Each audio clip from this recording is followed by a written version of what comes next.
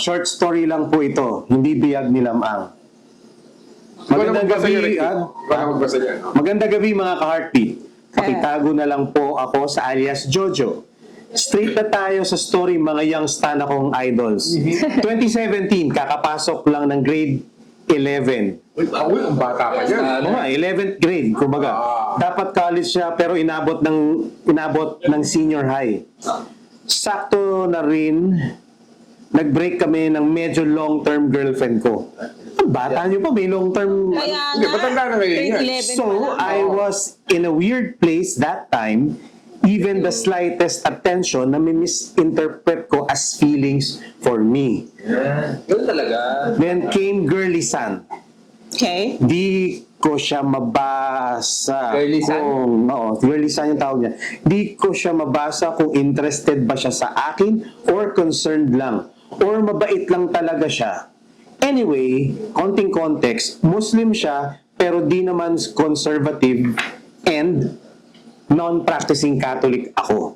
Nag-uusap kami every day and every night. Nagsisenda ng playlist at cute na stubs gaya ng mga baby pics naming dalawa at kung ano-ano pa.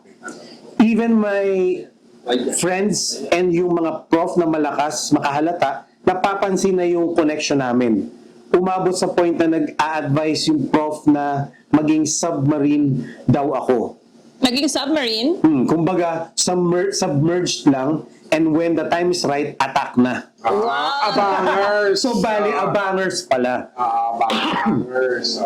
Ang galing ng teacher pa yung... Pero matanda na ngayon. Siguro mga nasa 24 na ngayon yan. Oh, 2017. So, 24, 25. 9 years. 9 years ago. Okay. Alam ko naman na Muslim siya, naging hopeful lang ako kasi nagkaroon siya ng ex na Catholic din. Pero still, I continued making landi. And I guess she did too. Nag-uusap kami hanggang hating gabi, kakain after class, ganon. It was fun while it lasted kasi umamin ako habang lasing. And kinabukasan nung nahimasmasan, sinabi niya sa akin na alam mo naman na hindi pwede, di ba? Kasi? Siguro religion related yun. Marami siyang sinabi pero yun ang gist. Siguro it was me misinterpreting signals or baka ni-reveal ko lang agad yung feelings ko. Pero yung short time na landian na yun, di ko alam kung muntik na bang maging kami or if I played my cards right or talagang Tales from the Friend Zone ang entry na to. So hindi niya alam kung MMK siya or TFTFZ siya. Nako, baka from the friend zone yan. Siguro all for the best kasi after 12th grade, umuwi na siya sa Mindanao. And di na kami nakapag-usap, nag-unfriendan na rin kami sa Facebook. And one time nakita ko na lang sa feed ko na may kino-congratulate siya. Kinasal na siya. Nakita ko na lang na kino-congratulate siya. Kinasal na siya in close parenthesis. Akala ko di na sila Arranged marriage yata. Kasi nag-unfriendan. Nag-unfriendan sila. Pag punta na Mindanao, nag-unfriendan na sila. Kailangan bang gawin yan? Hindi nga kailangan eh. Yun yung iniisip ko, bakit ba unfriend? Di naman kayo nag-away. So, arranged marriage. Baka daw. Hindi umano. And ngayon, may baby na sila and happily married. So teka, sino-stalk niya? Kasi di na sila friends eh. Oh, siguro. Baka naman naka-public. Hindi Sinusok yan niya isto pala kasi eh. mga friends, high school May sila eh. common friend. Common friends. So, baka May lumalabas siguro. lumalabas sa feed lang. May nag-congratulate eh. So, kaya siguro Di na lumabas. sila friends. Okay, sige. Kasi friends of friends. Hindi naman siguro block. Okay. Oo. Okay. Nag-unfriendan lang. Oh, ngayon may baby na sila and happily married. May girlfriend na rin ako. Sometimes, I think about the times na mangmang ako sa pag-ibig, pero we're both in a happier place now. So, all for the best naman. Nagmamahal, Jojo. In a happier place naman naman tayo. Baka pa si Jojo Love to Survivor yan. Parang run free ang dating.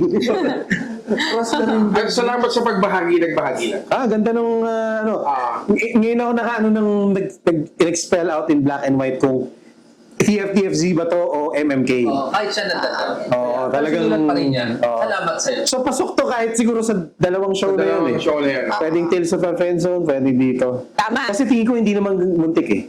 Never close eh. Parang hindi. Parang busted bear.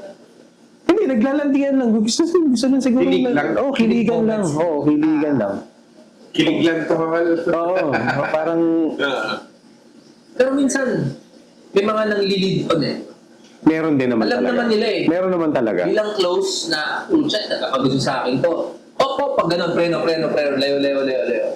Pero iba walang preno. O kaya, signal. Siya, pag ikaw nagsabi, Meron- preemptive supalpal ba? Oo. Hindi ata siya pinreemptive. Saka meron din talaga Ugaling kasi siya eh. meron din talaga mga babae na ganyan, o kaya yung lalaki na ganyan, yung parang nagpapakilig lang.